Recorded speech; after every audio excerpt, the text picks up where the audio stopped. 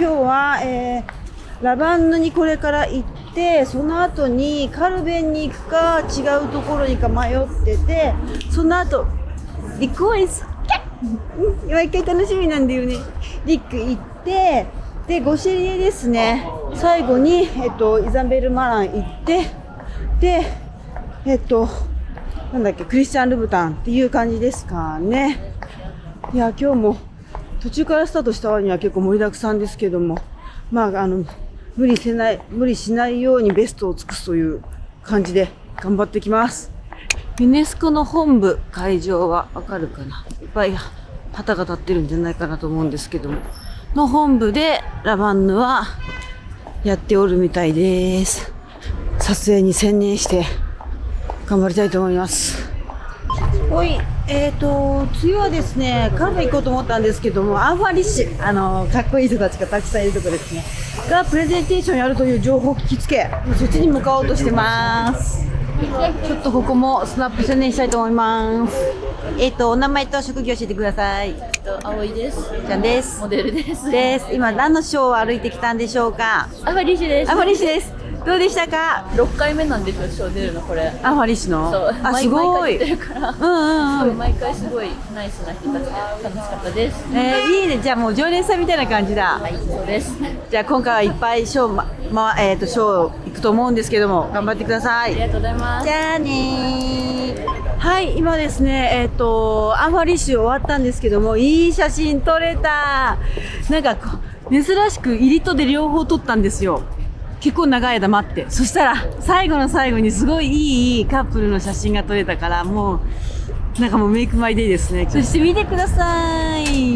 じゃあセーヌ川、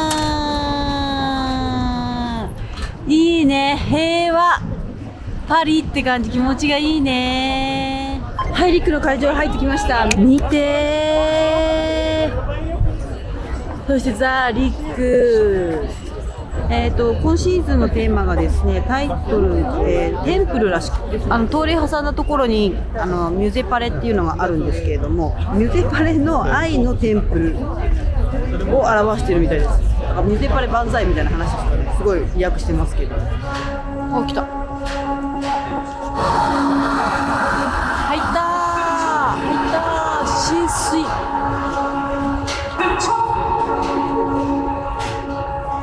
モデルさんも水の中入るとは思わなかったですよ。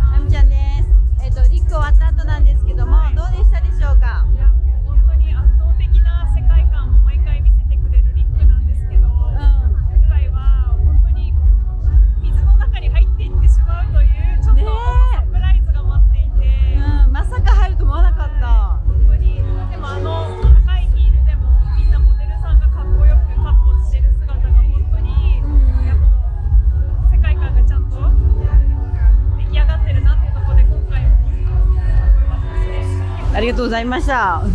超見たさに見て、ここはわかるさ。見て、バス停の屋根の上に登ってるキッズがいる。で、まあ私の感想なんですけど、モデルさんがすごかったなってやっぱ思いますね。すごい怖いじゃないですか。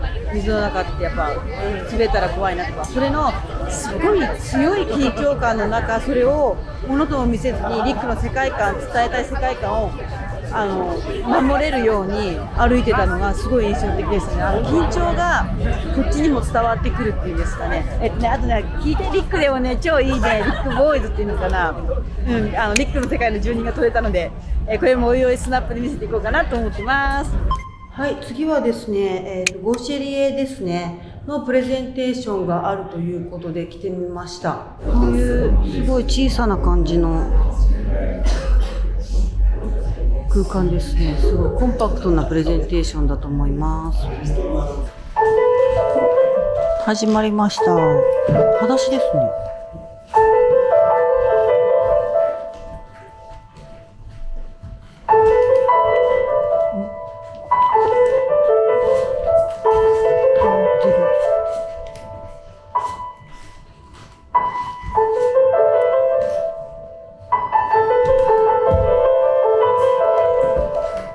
ダンサーさんなのか。おう。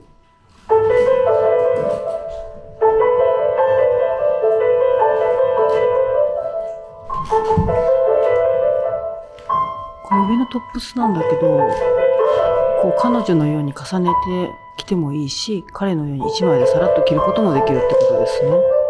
もしくは白い彼女のようにぐるっと折り返して着ることもできる。いろんな着方ができるトップスってことかな。こういうモードな服ってさ、踊りと相性悪いっていうか、こういっぱい動けないのかなって、動きを抑制されるものだかなという認識多いじゃないですか。でも全然これくらいハードな踊りしても全然賄えるくらいの服ですよってことですよね。色違いのジャケットか。ジャケットメンズもあるでよってことかな。この色の男性が着てるやつね。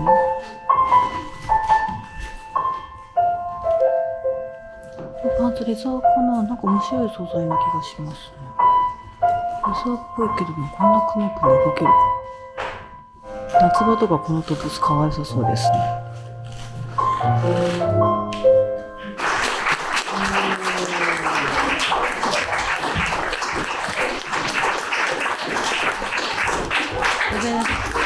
いい。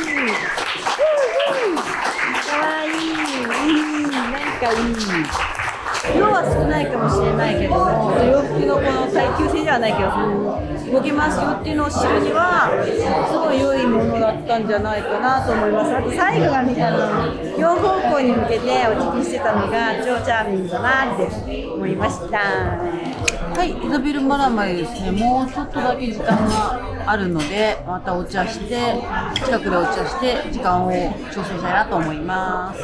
なんとプレスの方からご連絡が来たんですけど、イザベル・マラン本人ですよが、このショーをもって30年間続けてきたショーでのフィナーレで登場するのを終了して、クリエイティブディレクションをキム・ベッカーに正式に引き継ぎます。完全にそのチームから消えるってことはないらしいんですけれども、キム・ベッカーさんが多分フィナーレでこうバイバイってやるやつあるじゃないですか。あれを担うと、なのでディレクターが交代したってことですね。だから今回多分彼女にとっても、そのイザベル・マランチームにとっても、大きな意味を持つショーになるんじゃないかなと思って、自分の目で見れるのはすごく嬉しいなと思います。もうこの段階でこの8時半なのにこんなにジャムなぐちゃぐちゃになってますね。ちょっと入り口ですらわからないからね、私。こんな感じか。外ですね。いつもはね、ここテントとか張ってあったりするんですけど、今回は晴天なのか張ってなかったですね。会場でね、イザベル・マランカクテルを振る舞っております。何が入ってる？ライムとかウォッカとか入ってるみたいな感じのこと言ってますけれども、カーテンコールがありまして、ここでセレブを撮ったりします。次が来るみたいな。こんな感じでどんどんそのセレブみたいな感じを撮ってます。スターです。スタースター。カメラマンはこれぐらいモリモリですね。もう今回モリモリですね。ファーストルックです。アーミーっぽいんだね。アーミーテイストですね。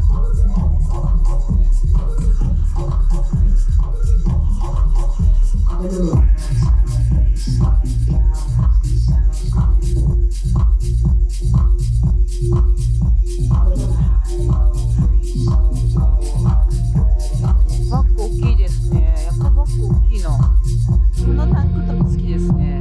そう、こういう胸の開いた感じを今のひずめ型のチャームが今回インビテーションで来たんですよ。こんな感じ。これのモチーフが多分アクセサリーたくさん使われてるんだと思います。さっきもあったんですけど、なんか確かになんかイザベル・バランって土臭さと女性のタフさを混ぜるミクスチャーしたコレクションってよく出すなって思うんですけど、私もイザベル・マラの土臭いコードを1個持ってるんですけど、なんかまさにそれを彷彿させるというか、これかわいいやん。オレンジ効いてますね。ちょっとアーミーっぽいんですね。アーミーっぽいっていうところはもしかして今の世情も反映してるのかもしれないですね。世界情勢も加味してのそのアーミーとかの提案なのかなと思ったりもしたりもしなかったりも。そういうの私好きですね。ちょっと民族っぽい柄にもなってるんですね。でもキラキラしたなるんやね。大好物やね。こういうの好きですね。ゆるいパンツとビキニみたいなのいいですね。私が永遠に好きなやつです。ガーリーな感じと足出すとこ出してますな感じ。あれです。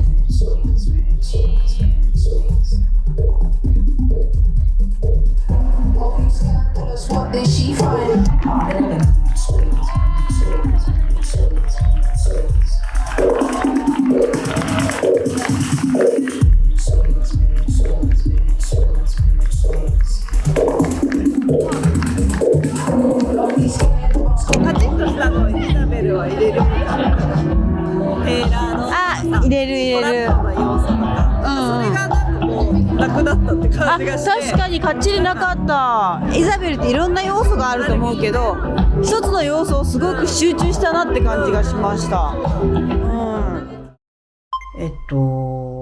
家に帰って編集作業に戻ろうかなと思っております。写真のね。イザベル・マランのインビテーションにこれがついてきてたんですよ。このチャームですね。このホーン型の、今のひずめ型のね。で、これが散在、ショーの中でもいろいろ入ってきてたなって思ってて。で、その時に思ったのが、この馬のひずめって、意味が2種類あって、U の形にしておくときは、幸せがたくさん入り込んできますようにっていうことの意味なんですよ。U の型を下にしとくとき、こういう形ですね。こういう形。で、そういうときは、今ある幸せがずっと続きますようにっていう意味があって、どちらもその、幸せを願うモチーフなんですよね。で、それを考えたら、今から続く、神聖イザベル・マランが続きますようにっていう意味を込めたものだったのかなとか思ったりすると、ちょっと胸キュンみたいな感じになりました。はい、おはようございます。パリコレデイ5ですね。今日はどこから始まるかと言いますと、大好きなロエベですね。ロエベがデザイナーが変わってから初のショーとなるので結構期待値大な感じなのと、その後に一星さん行って、その後ベトモン、ジバンシーみたいな感じかなと思ってて、あと夜は最後にポーレーヌって青山にもお店があるフランスのバッグ屋さんみたいなのがあるんですけど、私結構好きで、そこのオープニングがあるので、それで見に行こうかなと思ってます。もしもちょっとまだイレギュラーなんですけど、タイミングが合えばちょっと行ってみたい展示会とかプレゼンテーションがちょこちょこあるので、時間が許せば行こうかなと思っております。おお、規模が違う。すごい。今日だけのためにこんなでっかいテントを張りましてん。すごい。あ、しかもこっちにもたくさんファンっぽい方がいる。なんだこれ。規模が全然違ったよ。多分何がしかのさ、 여기서 한 번만 더 찍고 단체로 한 번만 한국 가나? 다 둘이 한 번만 네 여기 보실게요. 네 고맙습니다. 카메라 여기 보실게요. 네 좋아요. そう、なんか今シーズンすごい重ね着みたいのしてる人多い。このルックのたくさんパーカー着てますみたいなやつが多かったなっていうのが印象ですけど、中のテントも大盛況、すごいな感じで、もうそろそろ始まるかなと思います。始まりました。ファーストルックです。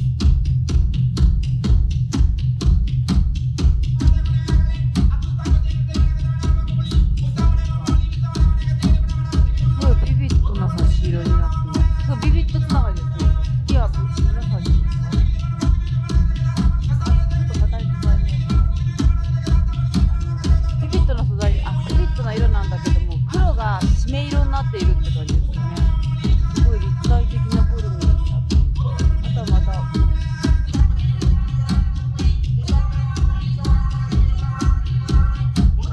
折り紙みたいな。私ね、こういうビビッド色使い好きなんですよ。ビビッドかけるビビッドで黒で締めるみたいなやつ。最近気になっているカラーリングというか配色なので、ドンピシャリでびっくりしました。これもそうです。スカーフ巻いてんのかな。生地を何枚も重ねたような感じのワンピースになってますね。帽子がちょっと変わってて可愛いね。帽子いいな。これも生地何枚も重なってますけど、いいな。ビビッとかける黒。寒かったのかな。めちゃめちゃたくさん洋服着てます。素敵な。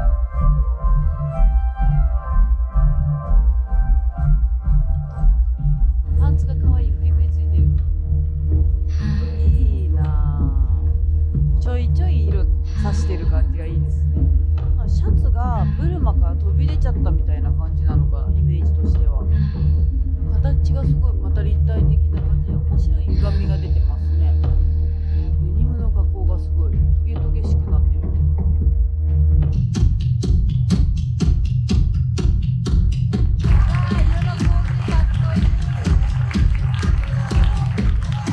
て、このみんなが作りされてる感じの。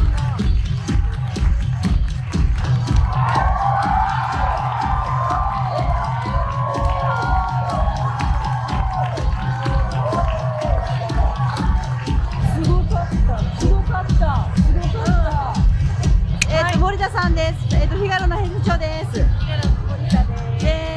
つもお世話になってます。どうでしたか、新生ロエベ。布が重なっていくこと、そして色彩が重なっていくこと、それがすごくビビッドな世界で展開するっていうのが、本当にやっぱり今までの時代と違うものを作りたいというデザイナーデュオの意思を感じました。なるほど。はい。ありがとうございます。なんでこんなさらさら言葉出てくるの？考えてたのかな。いやでも本当に私たくさんショー拝見させてもらってる方だと思うんだけども、こんなに場が熱狂したのって初めてかもしれない。それくらいにコンサート会場かなくらいにみんなわーってなってたね。いやーすごかった。なんかファッションの熱量を目で見た気がした。はい、一星さんの中に入ってきました。なんか誰もいないところになんかオブジェがありますね。楽器みたいな感じもするけれども、これ DJ？ 極めて素朴な DJ というか、でもなんかこれで音が鳴るような気はしますね。ノートを見ると衣服が意識を持つとき、体がオブジェになるとき、向きと勇気が対峙し絡み合う、その境において新しく鮮やかな関係が開かれる。そうだ、逆になっているってことですね。普通は体が意識を持っていて、衣服っていうのは単なるオブジェだから、その関係性が反対になったときにどうなるかっていうところを表現しているのかな、表現しようとしているのかなと思います。ファース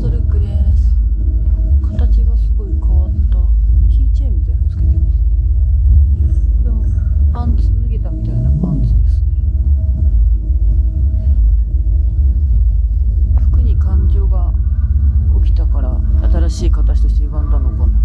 あとなんかキーチェーンみたいな気になりますね。針金とかが入ってるのかな。どうなってんだろうね。パンツとジャケットくっついたみたいな。これもなんかシャツが歪み、パンツとジャケットがくっついちゃったみたいな。ってことはジャケットの反抗期ってことですかね。上なんか行かねえよと、俺はずっとボトムスと一緒にいるんだみたいな感じですかね。これは片っぽしか袖がなかった。でも面白いね。言葉一つでメーカー全然変わりますね。これはジャケット前だけついたみたいな感じですか。へえ。でも後ろちょっとついてた。へえ。何がくっついてんだろう。ドライヤー？違う。いろんな四角いものがいろんなとこに入ってますね。なんかいろいろ入ってますもんね。何入ってんだろう。ポケットがすごいハイターみたいなのも入ってますけど、確かにな。人類もね、なんか裸一貫から始まったところからだんだん服を着て、服を着たらアクセサリーをして、そしてなんかいろんなものを所有したくなるじゃないですか。そういう感情を表現してるんじゃないですか。所有欲ですかね。このレギンスと靴下の合わせ方ちょっと良くないですか。ちょろっとしか肌見えてない、このなんか絶妙な感じのスタイリングたまりませんね。これはなんか一世って感じしますね。ザ一世って感じ。これはなんだ。いろんな着方ができそうなことだけは間違いがない。いろんなとこから袖通せますもんね。これもいろんなところから袖通していいんだね。この色合わせもいいですね。ビビッドな色と渋い色の合わせ方って気になる配色だなと思います。こんな感じで音出してたんだね。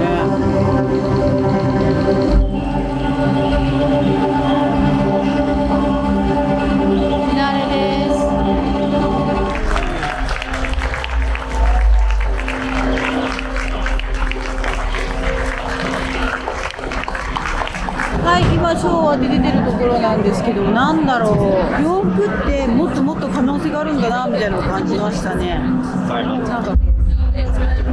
か綺麗なものを作るとか美しいものを作るっていうよりも、洋服の可能性を探っているなんか実験みたいな、もしくは挑戦みたいな感じのクリエーションだなっていうのを感じましたね。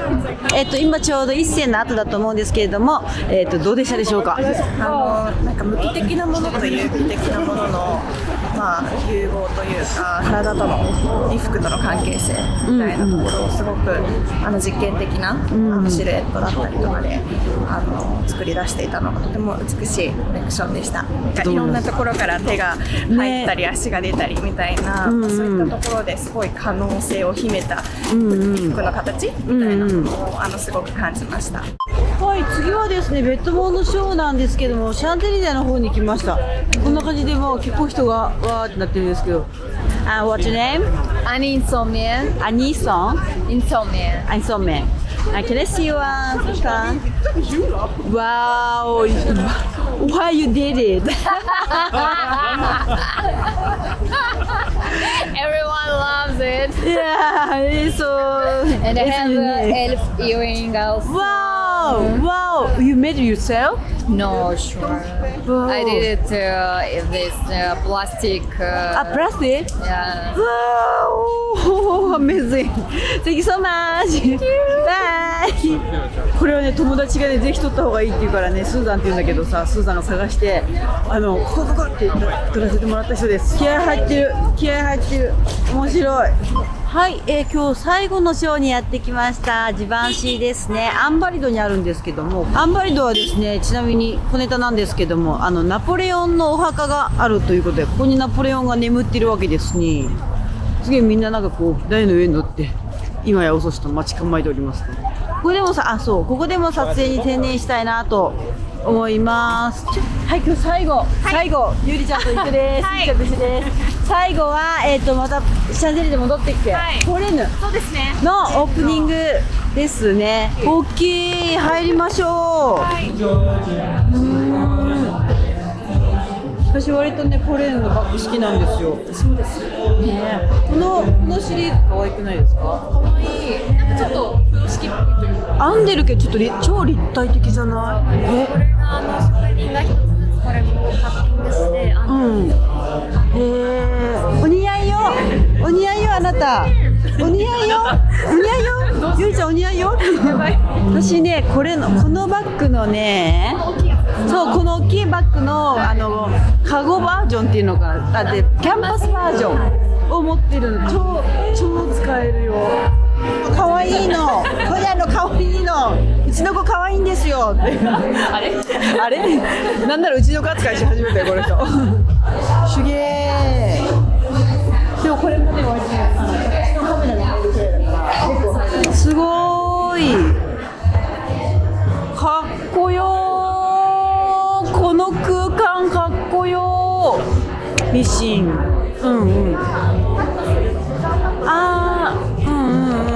お、なんか動いた。本当だ、面白い。ねえ。こっちに行くんだ。これは？こちらがレザーの耐久性だったりとかを測る。ギューって伸ばすよとか。一つずつぜひオープンして。ありがとうございます。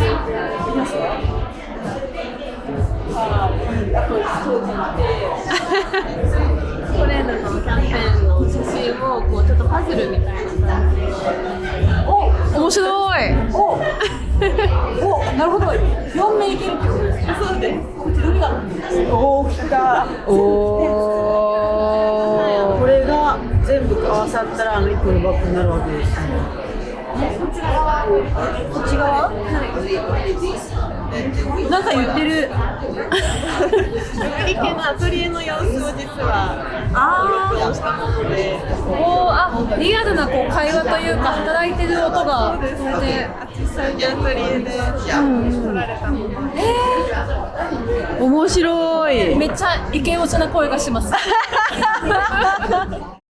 はい、ということでレセプションでいっぱいお話も聞けて、勉強することができて、すごい面白いレセプションだったなと思います。やっぱりこういうさ、学び物私好きだなと改めて思いましたね。なんか地下1階の体験コーナーずっといたいなって思っちゃいました。それを知ることによって、なんだろうな、ものづくりに対するリスペクトってやっぱり生まれるなと思いました。ということで、今日は中日なので、ちょっと疲れも溜まってきてるし、あとちょっと風邪気味っぽいので、早めに寝たいなと思います。なので皆さんおやすみなさい。じゃあねー。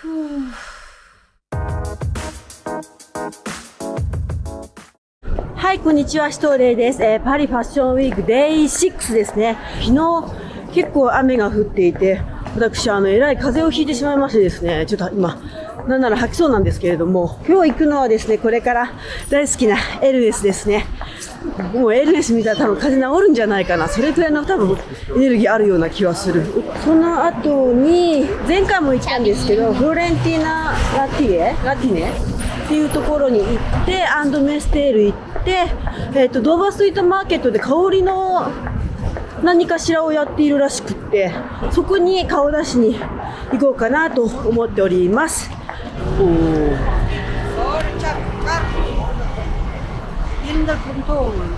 綺麗。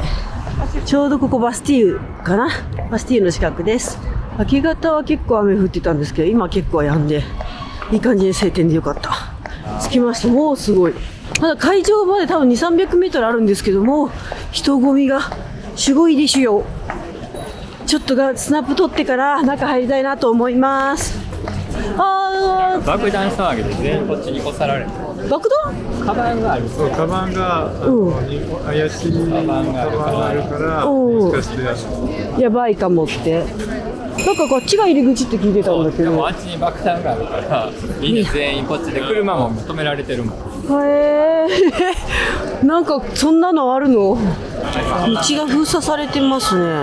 踊る大捜査線みたいになってて、いよいよ会場のほど近くまでちょっとバリケード張られちゃいましたね。どういう感じなのかが全然わかんないんですけど、みんななんかわたわたしてる感じですかね。はい、ということで取れるだけ一応頑張ってはみたんですが、とりあえず中に入ってみたいと思います。なんかね、ショーが終わる頃にはね、ショーが終わる頃にはなんとかなってたらいいなと思うんですけれども、すごい、下が全部ね、これ砂になってますね。貝殻みたいのがあって、海辺の砂みたいなイメージですかね。あ、アナインターがいる。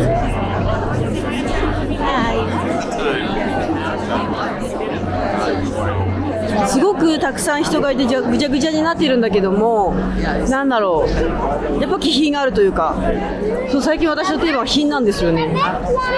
始まりそうです。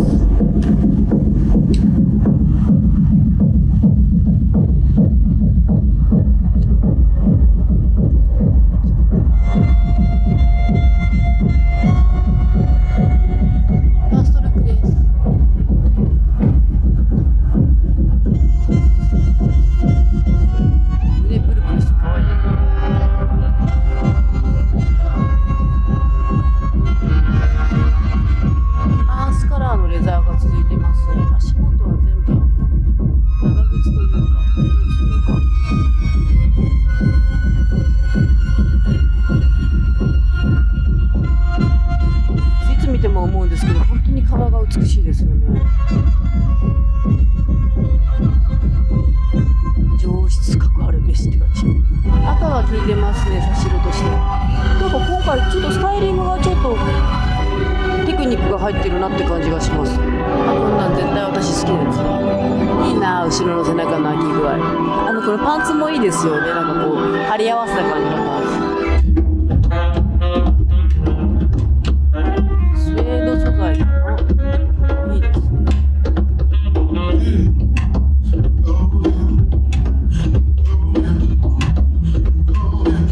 イギリスの肌見せってすごい肌が見えてる量は多いんだけど上品ですよね。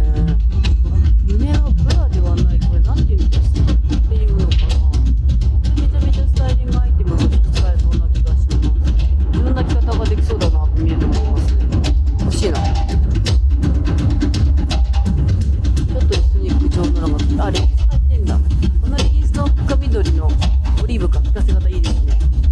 この赤のレギンスもすごい効いてますよ。パンツオンパンツなんですけど、その下に着たパンツが差し色としてすごいいいアクセントになってるなと思います。エルメスもレギンスとか作るんやね。今回私このスタイリングめちゃめちゃ好きですね、エルメス。綺麗な髪の毛入れてね。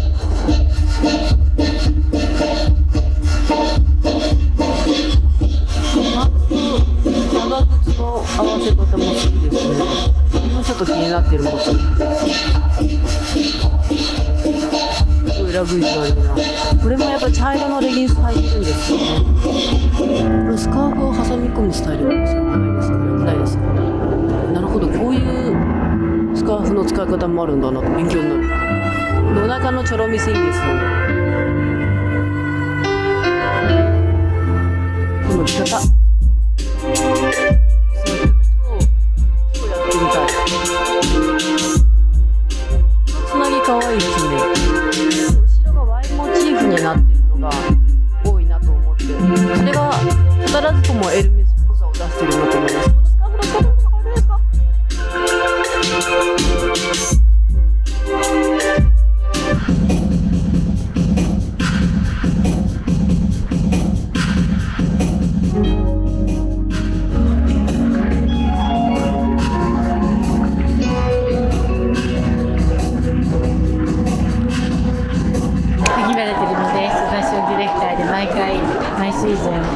コレクションに来てます。そうです。エルメスは、ね、来シーズンの春もやはりソフトなレザーを使ったエルメスらしいコレクションで、特に茶褐色のバリエーション、本当に綺麗なレザーのベージュからブラウンからっていうので、オレンジが差し色ですごく夏らしい、いいコレクションだと思います。で最後にミッドナイトブルーと、黒のコーディネート、あちらもなんかちょっとシックな夜のムードで素敵でした。今回はなんかレザーにスカーフをちょっとお洋服のコーディネートに入れてる感じがして、それのちょっとコーディネートが新しく感じたかな。確かにスカーフ多かったですよね。いろんな使い方がしてました。最高でございます。ありがとうございます。エルメスどうでしたでしょうか。すごい、カラートーンがまず綺麗だったのと、あと、レザーの使い方と、今シーズンはなんかスカーフ柄の使い方がすごい新しいというか、ブラのように首から下げてましたね。スカーフ使いも良かったし、スカーフを使ったちょっとユーティリティウェアの扱いもすごいエルメスらしくって、シックで機能的でっていうのが、とてもよく表現できてると思います。ありがとうございます。ショー終わってね、外出たらバリケード封鎖が解除されてましたね。多分まあ大丈夫になったんでしょう。ただちょっと警察の人とかはいますけど、まだまだなんとかなった感じですかね。次はですね、フローレンタ・ラティナ。この間を見たちょっと夢かわいいみたいな感じのブランドになっておるんですけども、今回どんな感じなんでしょうか。そういえばさ、なんか今回バスティーユの近くのホテルで泊まってるんですけども、ここら辺なんですけど、なんか雰囲気いいですね。なんかいい具合にローカルだし、いい具合にお店もあるしみたいな感じで、すごくなんか過ごしやすいエリアだなっていう感じがしております。また次回バスティーユあたりでもいいなと思っておったりしております。ちなみにユニクロがあったり無印があったり、日本の企業も結構出てたりしますね。どこら辺に行ったらいいかな。車があるよ。前回よりも結構人が入ってて、この半年の間にこのブランドの成長をちょっと感じさせるなという感じがしております。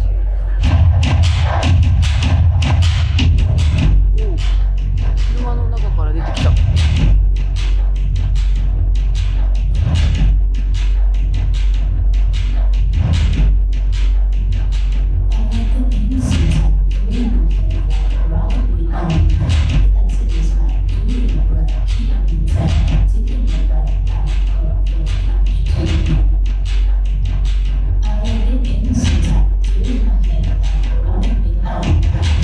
ルート色味がポップになったというか、キリッとしたというか、今甘さもありつつって感じですかね。その色味がちょっと若干そのスケートボード持ってたりとか、ストリートっぽくキッズっぽくなってるなって、やんちゃ系っていうんですかね。やんちゃ夢かわいいみたいな。かわいいの。唇かわいい。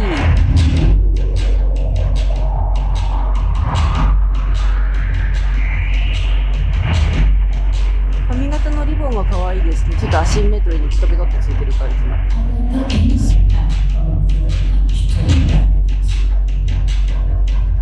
このパンツというかレギンス可愛いですね。キラキラしてこのちょっと猫耳っぽい帽子もなんか甘いんだけどもボーイッシュみたいなところを今シーズンは表してるのかな。これもなんかいろんな着方ができるのか、もしくは無理やり上下逆さまにしたのか。ただこのやんちゃな感じの着こなしが可愛いですね。アジアっぽい可愛さ、アジア特有のアジア可愛いと、あとちょっとキッチュな感じっていうんですかね。これすごいパンツのリボンみたいのがついてるスカートみたいな。そういえばなんでパンツにリボンいつもついてるんでしょうかね。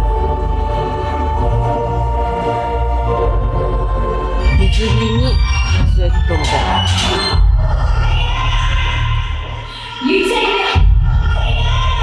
やんちゃガーリーかわいい。草耳がついたパーカー。面白いバランスですね。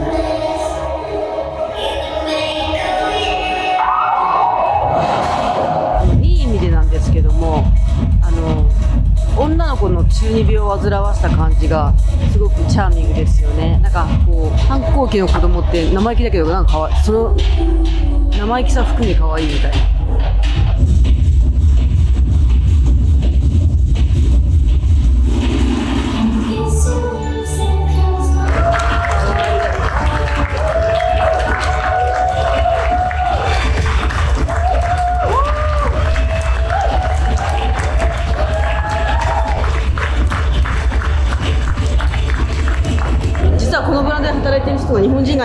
たということでお話聞かせてもらいたいんです。お名前聞いてもよろしいでしょうか。はい、林亮太郎と申します。亮太郎くん、よろしくお願いします。このブランドってどこ出身のブランドさんなの？デザイナーのフロレンティーナ・ライトナーがもともとオーストリア出身なんですけれども、ベルギーはアントワープのロイヤルアカデミーで、経験を、勉強をしてでそのまま卒業して、アントワープにオフィスを置いて今僕はそのお手伝いをさせていただいてます。アジアっぽい可愛さを感じたんだけど、そうですね。フロレンティーナ自身が、日本のジブリとか、アニメ漫画に影響を受けて育ってきたっていうバックグラウンドがあって、アジアをはじめ韓国、日本をはじめ、たくさんのお店に置いていただいています。なんか前回見せてもらった時よりもよりなんかこう人の入りが違うというかパワーアップしてた感じが、人の量もたくさん入ってたからだんだん成長していってる感じがすごいしました。ありがとうございます。まだまだこれから僕も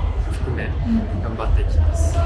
じゃあ私も頑張ります。ありがとうございます。失礼します。はい、ゆりちゃん、どうだったでしょうか。でもなんか前回も見させてもらって、前回はもっとなんか可愛さ全開みたいなところから、なんかちょっとやんちゃなテイストがすごい加わっているのが面白いなと思って感じてたのと、平成のギャルじゃないですけど、なんかギャル味あった。ギャル味ありましたよね。なんかちょっと学園祭見に来たみたいな雰囲気もちょっとそれあるね。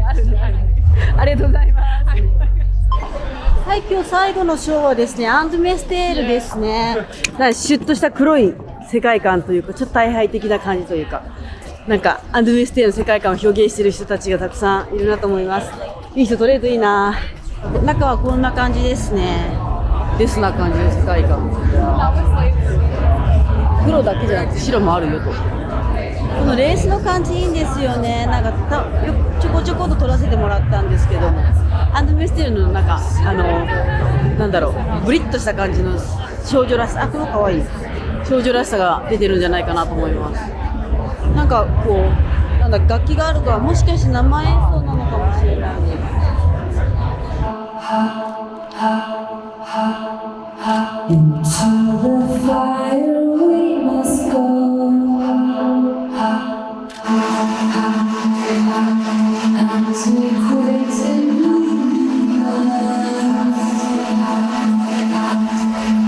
ピンクだ。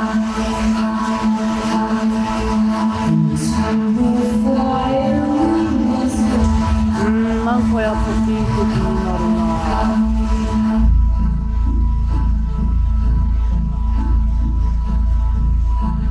こういう形のジャケットも気になってるの。私アンドメステラ結構出してますよね、この形。王子様的なちょっとガーリーというか乙女チックな夢々しいのもあるんですね。こういうジャケットね、ナポレオンジャケットっていうんだっけ。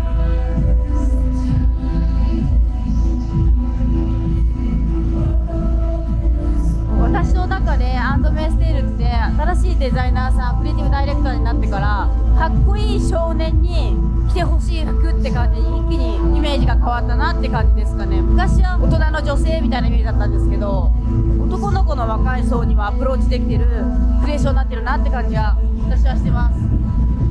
男の子はストリートキッズって感じなんだけど、女の子はフェミニンガーリーみたいなイメージのものが多いなと思います。こんな感じでレースとかリボンとかこうひらひらっとした感じのものが多いかな。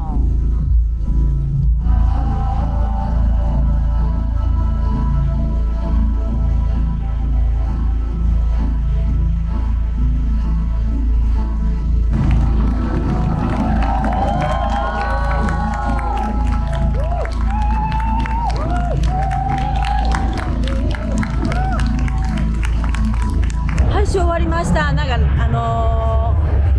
美しかったなっていうのと、ブランドとしての哲学とか信念みたいなのは変えずに今っぽくアップデートされてるなっていうところがすごい感じました。あとはモデルさんが結構特徴だなと思っていて、背の高い人から低い人まで、あと年代も結構バラバラだったりとか、アーティストの方、ミュージシャンとかそういうカルチャーを持っているかモデルさんを使っていらっしゃるのかなっていう感じがしました。はい、じゃあプレスのマキシムさんです。今日はありがとうございます。呼んでもらって。すごい今調子がいいって聞きました。人気です。大人気です。なるほど。なんか伊勢丹にもレディースもできるっていう話も。これからです。これから。はい。メンズとレディースだったらどっちの方が人気なんですか、日本だと。どっちも人気で、特に韓国のアイドルとかも着用注目していただいてて。メンズは若い男の子に人気なイメージがありました。なんとなく着てるイメージが。今回来場者に。そうですね。でもどっちもヨーロッパとかすごく人気で。あ、そうなんだ。日本が今大人気です。日本もそうなんだ。いやでもその感じはすっごいわかります。呼んでくれてありがとうございました。はい。というわけでホテルに無事戻ってきました。パリコレファッションウィークボリューム2こんな感じでしたがいかがだったでしょうか。ちょっと風邪ひいちゃってしんどいので今日は早めに寝て明日からに備えたいなと思ってます。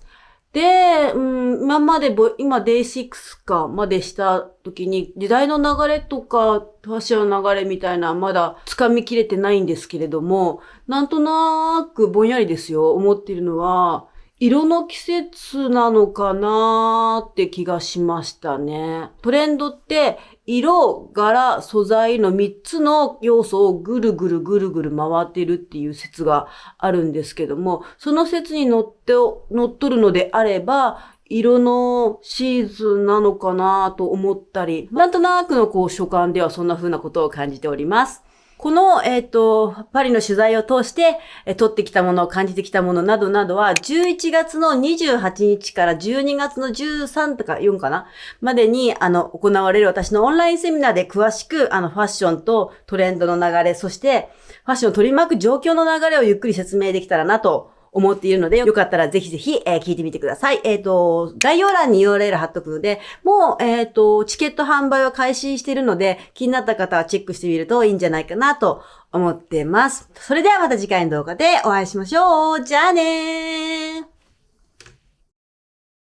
まあ、とは言いながらね、まだちょっとパソコンいじって、写真の編集だけ終わらせたいなと思います。今日使ってるパックはちなみにこちら。どうでもいいって。もう分かってる。失礼しました。じゃあねー。